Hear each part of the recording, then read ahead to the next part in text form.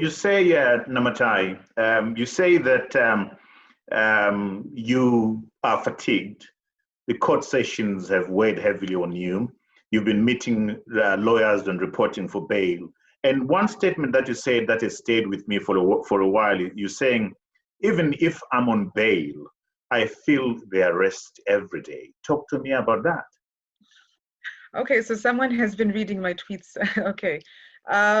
Yeah, that's the thing. Like, you know, these things, they alter your life. They alter how you live.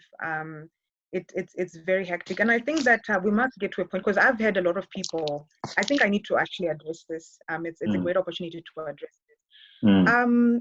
When you are arrested, you know, there's a lot of stuff that is said, you know, like, oh, you're being sponsored by so and so, or who and so is behind you and whatever. And then people assume that because we are out there on the streets, we are going to get a very hefty paycheck at the end of it. But I want to just be very clear, particularly in my context and that of Wongai. When we went out, you know, to the ministry and out on the streets, we were using our personal resources. Everything from placards to the markers and whatever, that is stationery from my own, you know, personal, you know, stationery that comes from me. Even in the context, I want to be very open. We had a lot of solidarity online. We had people tweeting, we were trending, but we actually struggled with bail money, you know, for me in both instances, until, you know, certain, you know, well-wishers and individuals actually stepped up. And I will not mention them because they prefer to, you know, to have their privacy, but they just stepped out and they helped us.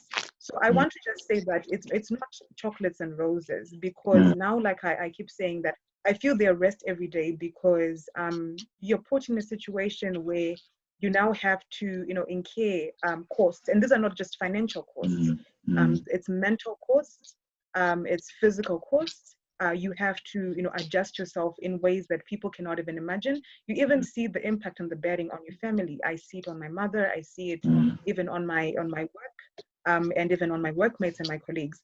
You know, Trevor, sometimes when you're arrested, there are people that the moment you're out of jail, they don't want to talk to you anymore. And that's a social dynamic that, you know, you're like, oh, okay, I'm being avoided now, great. You know, and there are people, so there's a lot to handle and a lot to deal with.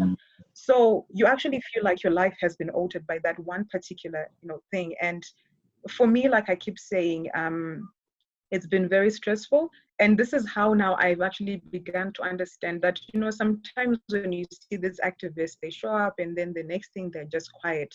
It's not always that they are quiet because they got bored or the state, whatever.